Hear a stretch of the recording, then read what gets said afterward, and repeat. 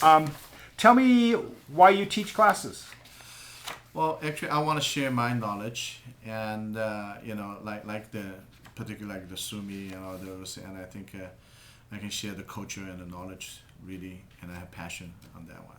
So How did you get involved in Sumi painting? that's from a very long time ago, young, and I started was very young, and then as a matter of fact, I talked to the classes too, and I started leaving for the Sumi style. I painting the regular because I wanted to painting draw. At that time, my teacher said, "No, you're not ready. You're not ready."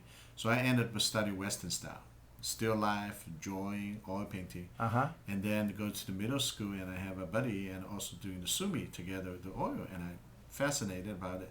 So I went back to my teacher and I say, I start to understand what's the differences and what's the beauty of that one, and ever since then I painting all the Western style and the Sumi all together. Yeah. Um, what do you enjoy most about your students in the class? There's enthusiasm. Sometimes like they keep asking strange questions, and I don't prepare for those, but I pretend I know. But I think the enthusiasm, and then they're willing to try. That's actually really sincerely feel happy.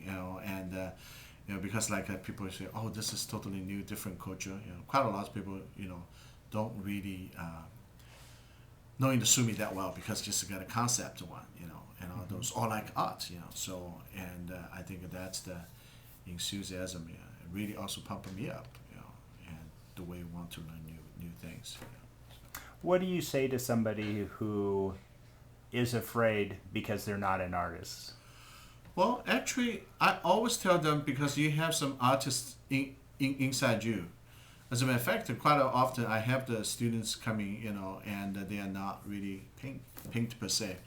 And some is like a musician, and always I have the connections. I think in music and and some other people even not. And for example, I have some artists that are doing some like only engineering or like accounting before.